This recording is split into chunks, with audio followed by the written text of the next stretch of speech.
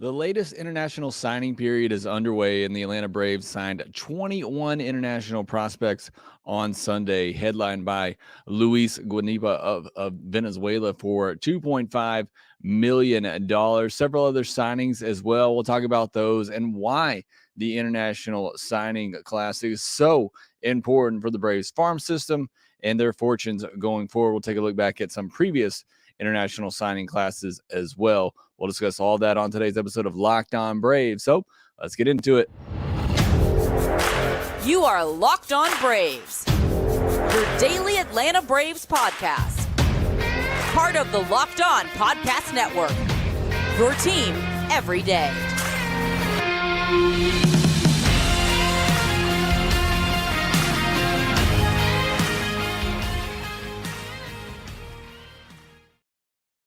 Hey, and welcome back to Locked On Braves, part of Locked On Sports Atlanta, where we cover your favorite Atlanta sports teams each and every day. I am your host, Jake Mastriani. You can follow me on Twitter at shortstopball. Also, check out my website, shortstopball.com, where you can see all my previous and current work that I do in the written form. Also, make sure you follow the podcast on Twitter at LockedOn_Braves. Send in any questions, comments, or feedback that you have for the podcast. Subscribe to us on YouTube if you're new. We're so close to 4,000 subscribers on YouTube. Would love to get to 5,000 by opening day. Also, if you're watching this video on YouTube, do me a favor, hit that thumbs up button to help support the show. As always, thanks for making Locked On Braves your first listen of every day. And today's episode is brought to you by BetOnline. BetOnline has you covered this season with more props, odds, and lines than ever before. BetOnline, where the game starts. On today's episode, we're going to be looking at the international prospect signings that the Braves made on Sunday, talking about some of the bigger ones, more notable ones, at least money-wise, that the Braves signed. Also talking about just the importance of these signings and what it means for a farm system, something the Braves weren't able to do for many years because of the international signing restrictions. So we'll go heavy into that. We'll also take a deep dive on this Minors Monday, looking at the recent international prospect signings, Ambioriz Tavarez, Diego Benitez, Douglas Glod. We'll take a look at those guys and see how they did as they begin their professional careers. Before we get into that, though, I do want to wish you all a happy Martin Luther King Jr. Day.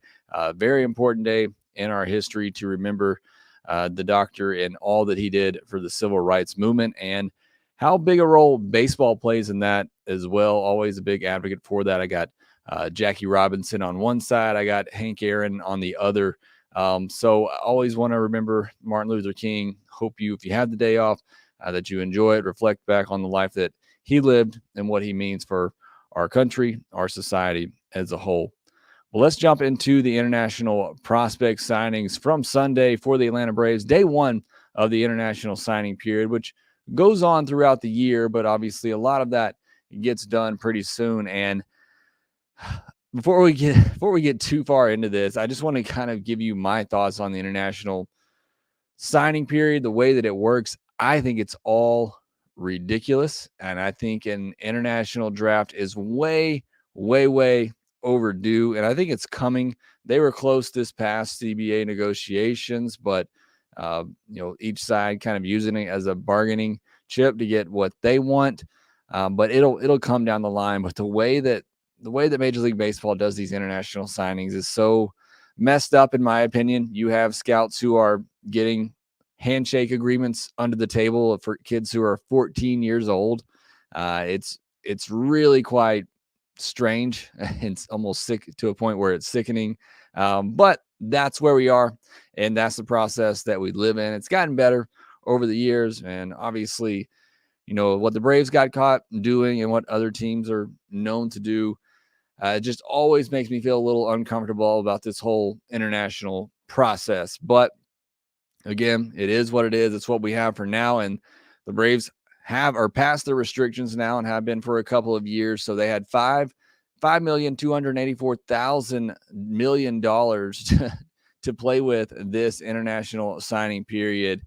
Any signing under 10,000 doesn't go against that pool money. So that's why you see them signing, 21 players on day one.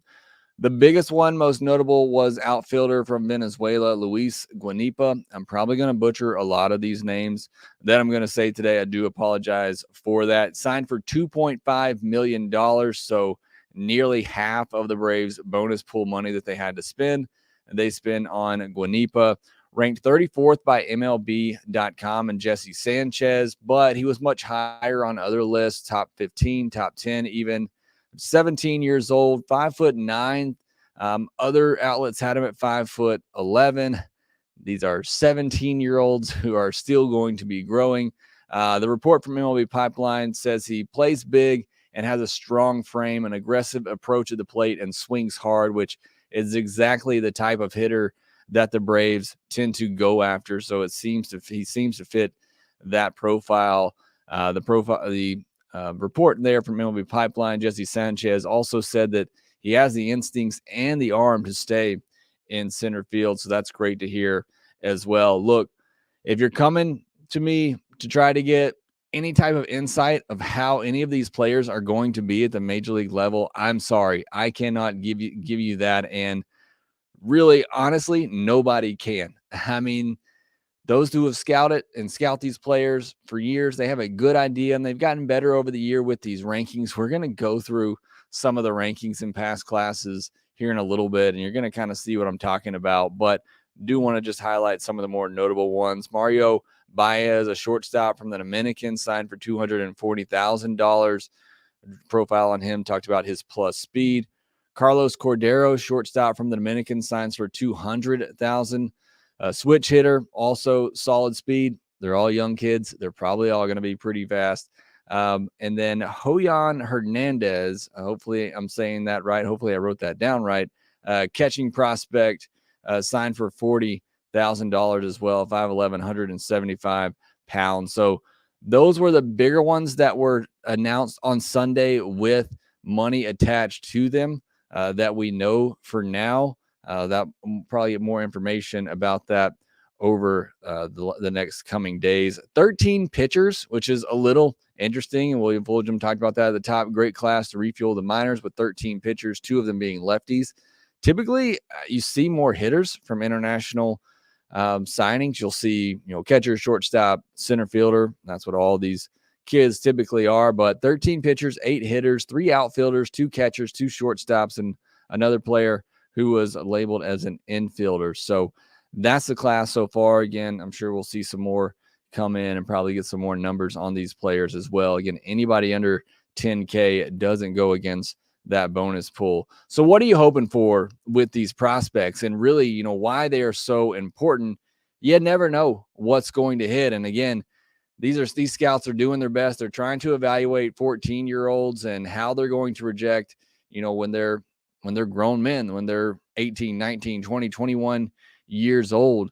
What are they going to be like? And it's a really hard thing to do. It may be the hardest thing in all of baseball to do.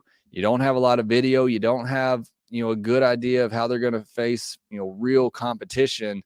It's a difficult task. So you go back, you look at the 2013 class. That's when MLB Pipeline started putting out their top 30 international prospect rankings.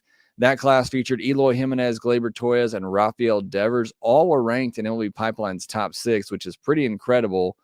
But that's it. 6 of the 30 that are on that list, those are the guys that stand out. There's really no one noteworthy from the top 30 in 2014. Huascar Ynoa was ranked 17th in that class. Hoy Park, interesting enough, was ranked 13th in that class. The 2015 top 30 included Vlad Jr., who was ranked 7th, Juan Soto 25th, and Tatis Jr. 30th. So some really good players in that international signing class. But you'll see, Soto was ranked 25th, Tatis Jr. 30th. Even Vlad Jr., he was ranked 7th. He wasn't at the top of that class. In 2016, the top 30 included Luis Robert, was ranked 2nd, followed by Kevin Maton, is the name that a lot of Braves fans know. Lourdes Gurriel was 7th, and Randy Rosarena 20th were also part of that class. Again, you're looking at the top 30 from each international signing class. You're talking about maybe 3 or 4 impact players at the big level. It's not a huge percentage. You look at the 2017 class when the Braves got hit with the restrictions. Ohtani was at the top, followed by Wander Franco. So that was a really good top of class. And you also had Julio Rodriguez at 10th. Again, 3 players. Now, there's still some prospects from those class who are coming up. But point I'm trying to make is, there's no assurances with these international prospects. You're hoping these players who are young and athletic and have a lot of tools that you get them in your system and you can develop them into really good major league pieces one day. Now, who you didn't hear called out in those rankings was Ozzie Albies, who wasn't a top 30 prospect in the 2012-2013 class. Actually, may have been the year before MLB Pipeline started putting out their rankings, but he signed for $350K. Luis Barrios was the top signing for the Braves in that class at $600K. And then Ronald Acuna Jr. wasn't a top 30 prospect either in the 2013-2014 class. He signed for just $100,000. Juan Yepez was the top signing for Atlanta in that class at $1 million. So not only can you not put a ton of stock in the international prospects you're signing, you can't put a ton of stock just by those who were ranked high and those who signed the most. But these are very, very important to building your farm system, building out the lower levels, and every now and then you do hit the jackpot and you find an MVP level player. And the Braves, very good, obviously, in their scouting department and in their development down there in the minor league levels. So you feel pretty good. They get back in this area where they can sign these prospects, they get them in their systems and see what happens. And hopefully you have another Acuna or an Albies or, even just, significant role players, but also they become really good trade chips. If you're trying to make trades and you throw in a 17, 18-year-old international prospect and, that entices another team in a deal. The Braves haven't been able to have that icing on the cake type of topper when in trade discussions for the last several years now. And at this point, they now do. So very important to rebuilding a farm system that is way down and start stockpiling some of these international prospects who have such high ceilings or so young, and you can hope on a little bit in the future. So that's why this is so important for the Braves and a big day for them. Next, I want to talk about some of the recent international signing prospects for the Braves, how they are doing right now and what their outlook is for Atlanta. We'll discuss that next. BetOnline.net is your number one source for sports betting info, stats, news, and analysis. Get the latest odds and trends for every professional and amateur league out there. You got the NFL playoffs going on right now. Watched a little bit of that over the weekend. You got NBA going on, NHL as well, soccer. They got it all at betonline.net. If you love sports podcasts, they have those as well over at BetOnline. They're always the fastest and easiest way to get your betting info and to bet responsibly. Head to the website today or use your mobile device to learn more. BetOnline, where the game starts. So it is Minors Monday. So I wanted to go over a couple of international prospects that the Braves signed recently. Now, these are, and this will tell you, even the players signed today, it's going to be 2-3 years before you really get an idea of how good they are or what they could be. But I do want to talk about some in recent classes. Ambioriz Tavarez was the first big signing that the Braves made as they started to come out of those international signing restrictions. He signed for $1.5 million in the 2020-2021 international class. He's 19 years old now, 6 foot, just 168 pounds. So we need to beef him up a little bit. Shortstop rates as a good hit tool, somebody who has above average power and a very strong arm. He spent a little time at FCL, Florida Coast League last year, /277, 304, 385 with 1 home run, 3 walks to 28 strikeouts. A bit alarming in just 17 games, 28 strikeouts at a low level like that is a bit alarming. But his first taste of action since being signed, didn't get a chance to play, obviously, with the COVID and not having a Dominican Summer League last year. So a lot of things kind of holding him back, him not being able to get on the field, hurting his development a little bit. So just need to see more of him. Braves feel he could stick at shortstop. He has the ability to do so, but he also has the arm to move over to third base if needed. Might put more pressure on him to produce some power. But again, a guy who was signed in, a couple of years ago, and we still don't know much about him. He's still a big unknown, and he's still just 19 years old. But 2023 will be somewhat of a big year for him, as we'll likely see him get his first full taste of full season ball, likely low A, hopefully for the majority of the season. But you obviously don't want to push him, somebody who hasn't had a chance to play a lot over the last couple of years, but do hope to get some more eyes on him, get my eyes on him. We haven't really seen much of him visually, so would love to have that and see him playing at low A this coming year. Diego Benitez was signed for $2.5 million last year. The Braves' real first big ticket item or signing since the restrictions have been lifted. 6'1", 180 pounds, 17 years old. When he was signed, some of the notes on him said he drew comparisons to Manny Machado, which is high praise for the youngster. Again, kind of like Ambioriz Tavarez could play shortstop. They feel he can, but has the arm to move to third base if needed. Slashed 196, 363, 283. That is quite an interesting slash line last year in 43 games in the Dominican Summer League. 29 walks to 37 strikeouts. Again, an alarming number of strikeouts at such a low level. Had more walks than hits. He had 25 hits, had 29 walks, 2 home runs. So bit of an odd year for Diego Benitez and his first taste at the professional level for the Braves. And then Douglas Glod also signed in that 2022 international class for $1.3 million, 5'10", 185-pound outfielder, slash 202, 352. So another odd slash line, 356 slugging with 2 home runs in just 32 games in the Dominican Summer League as well. Projects as a corner outfielder with a good arm and above average power. So really kind of the same for Benitez and Glod. They both walked a lot, but they both also struck out a lot at such a low level. But again, still very young. We'll see what happens with those kids, and hopefully we'll get to see more of them in 2023. Again, at least Tavarez, I would think, gets a shot at full season ball at low A. It's a chance we see Benitez and Glod there as well, but they're really excited to see what those kids can bring, and hopefully we see them jump up the Braves prospect rankings, because as you know, the Braves really need some positional player prospects to move up the ladder and really start getting some positional prospects coming up, because they are very thin right now. It's great that they have all these pitching prospects, and that's certainly, I would rather have a bunch of really good pitching prospects than a bunch of really good position player prospects, especially for the Braves right now, who are locked up position player wise for several years, but would love to start seeing them have some breakout performances from some of their position player prospects. All right, I want to take one more break and come back and answer some of your questions from the chat and finish our discussion on the international signing class.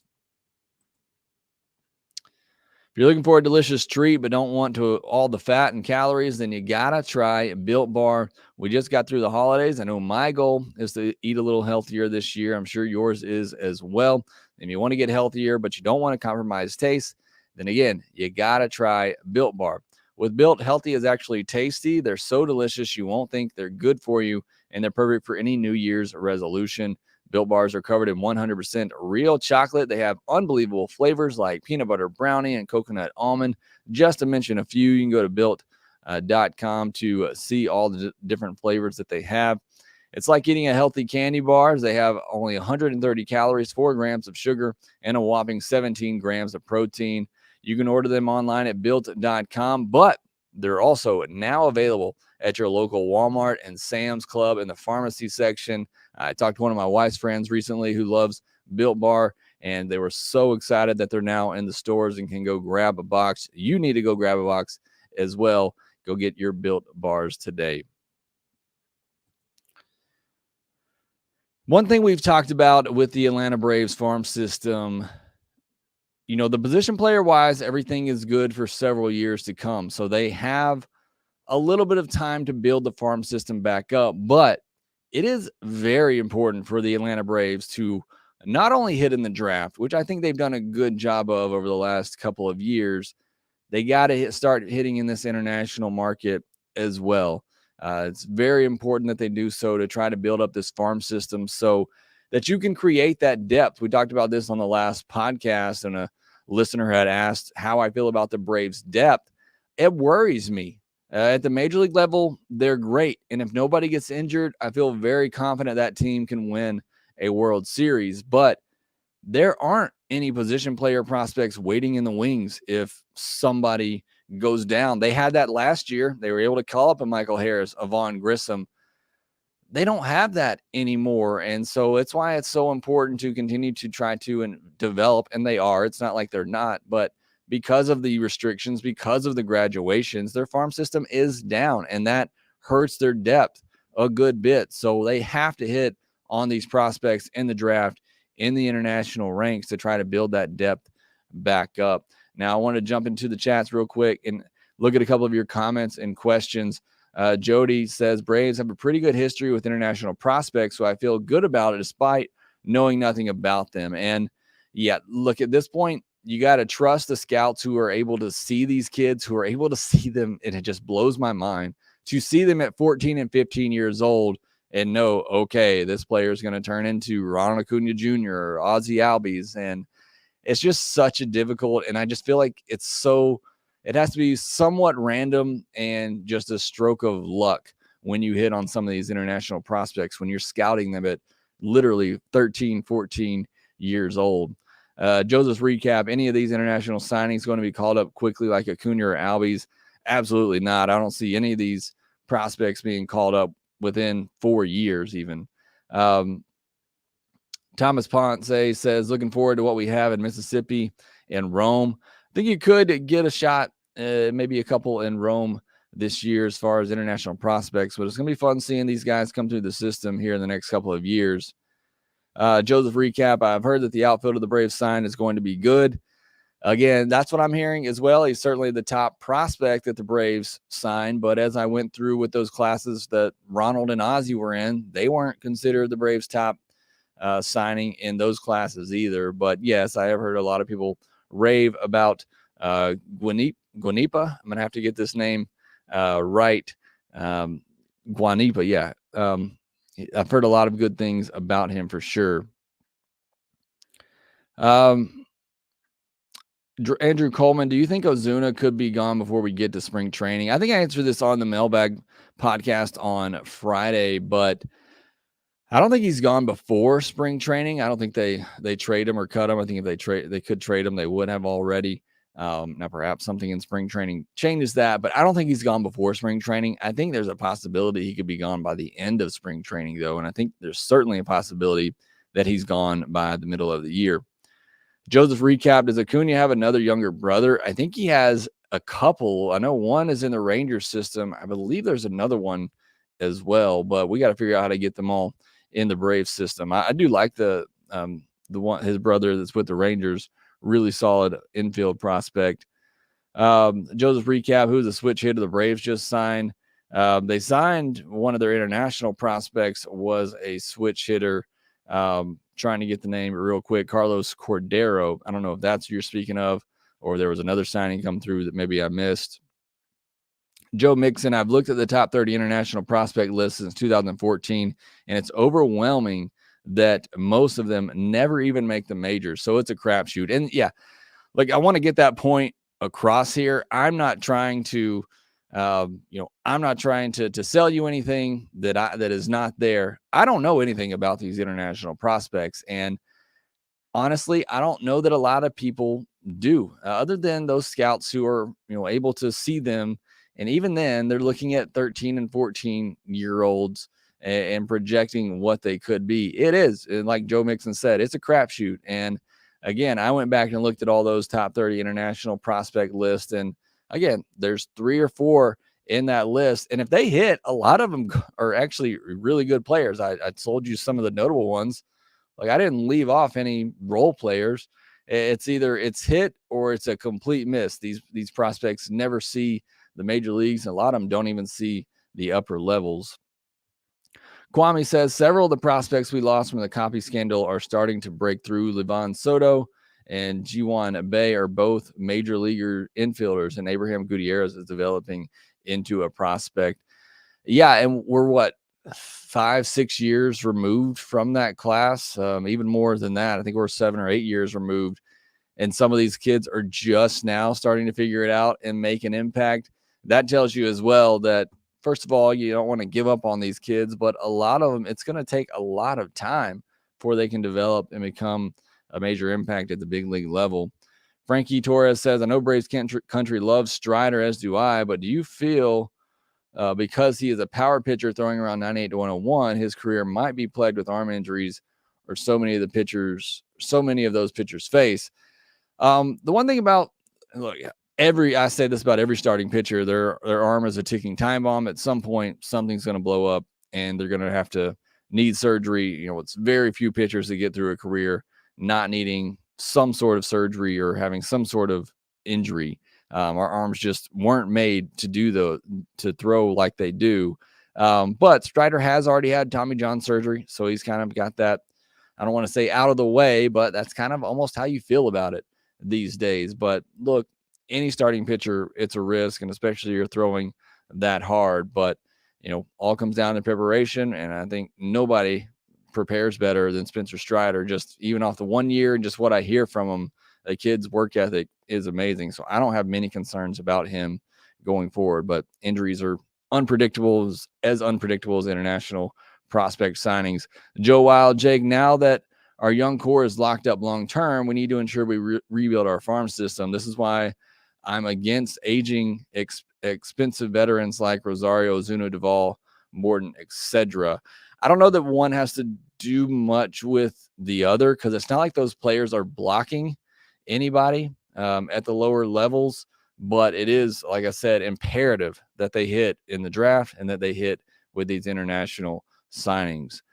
Joe Mixon, I believe the Braves need to target shortstops in the draft because shortstops are usually the most athletic players and can move to different positions and add versatility. I think you're spot on there, and that's why I'm a little surprised the Braves didn't go after more infielders, because that's typically what you see in these international signings. You see, a bunch of shortstops, because all these kids are obviously the best in their area and what they're doing, and those players are going to play shortstop. So generally you see a ton of shortstops get signed in these international signings, but I do think they need to start going after more shortstop, highly athletic type players who can add versatility, shortstop, center fielders, going after those types of players. Joe Wild, Jake, what is the best way we can rebuild our prospect depth while staying contenders? Exactly what we talked about, making good decisions in the draft, getting quality and as much quantity as you can, and going after these international prospects, scouting and development. And, thankfully that's one thing the Braves are really, really good at. And that's what you got to have to rebuild this farm system. But it is very important that they do that over these next 3 years to start building that depth for the major league level. AG7 says Braves are favored to sign a top 3 international prospect next year. Shortstop, third baseman Perdomo from Venezuela. I've heard that as well, that the Braves are already in on one of the top players in next year's class. So that's great. Collier Smith, I'm pretty sure the Twins signed Ronald's other brother last year. Thank you for that, Collier. I thought he had another one that was signed. Joe Wild, who are the future shortstop and left field of the Braves? That is the question of the offseason. I would say right now, Vaughn Grissom is the future shortstop for the Braves. I got no idea in left field. I, at one point, thought it was going to be Drew Waters. Then I thought it was going to be Justin Henry Malloy, and now I don't know. And I'm not huge on Jesse Franklin, as we talked about on Friday's podcast either, but I guess he would maybe be next in line there. Hopefully, maybe it'll be one of these international prospects. Joseph Recap, if the Braves make another trade this offseason, who would you want?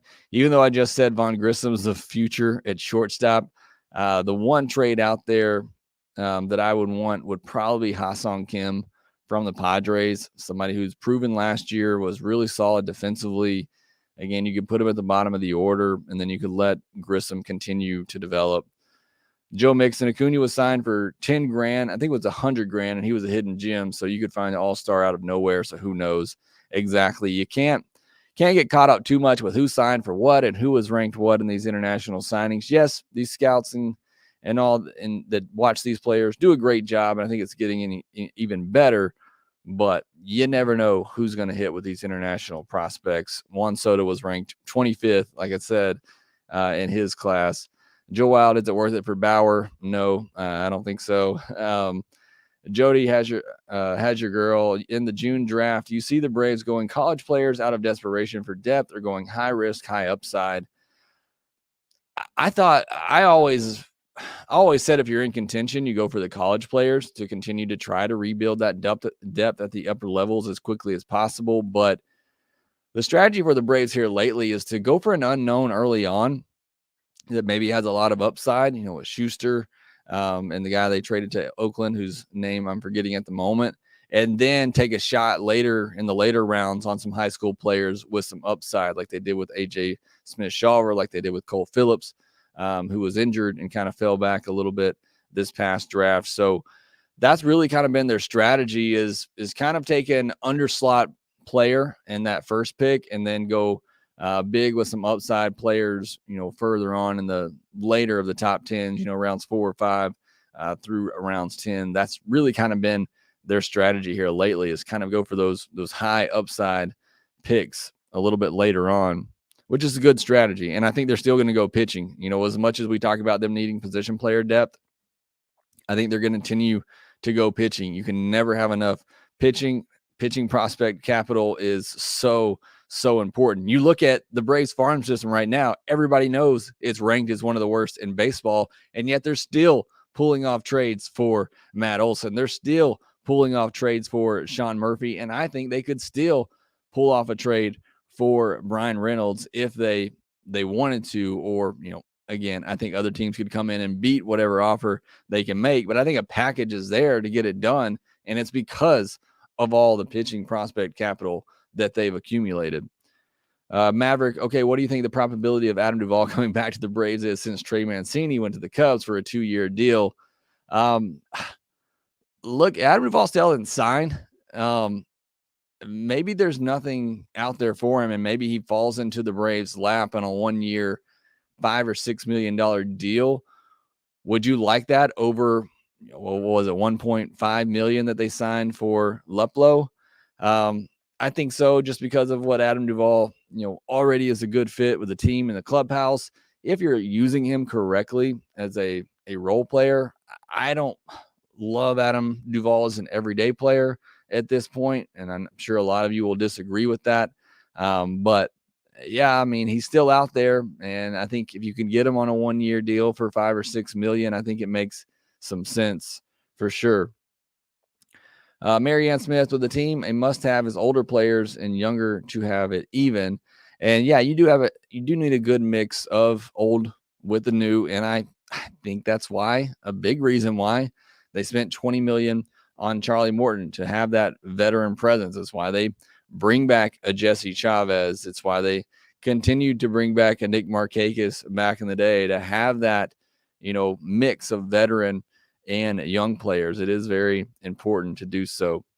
Joseph Recap, did you expect the Braves to sign an extension after the Murphy was traded? Absolutely. I mean, you could almost predict that. I'm not a betting man. No offense to our sponsors at BetOnline, but I would have placed a bet on the Braves extending Sean Murphy. It's just what Alex Anthopoulos is doing right now, and I just think it made a lot of sense. So, all right, I appreciate everybody staying up late on Sunday night to record this and go over the international prospect signings. Thank you so much for your participation in the chat. If you weren't able to join live, make sure you comment down in the comment section on YouTube, and I'll get to your questions there. Again, appreciate all the support. Thank you so much for listening. Be sure to subscribe to us on YouTube if you're new. Hit that thumbs up button on this video if you're still watching. I really do appreciate it. Thanks as always for listening. Again, follow us on Twitter at _Locked On Braves. You can follow me at Shortstop Ball. Also, make sure that you rate, review, and subscribe to the Locked On Braves podcast, wherever you get your podcast, and we will talk to you next time.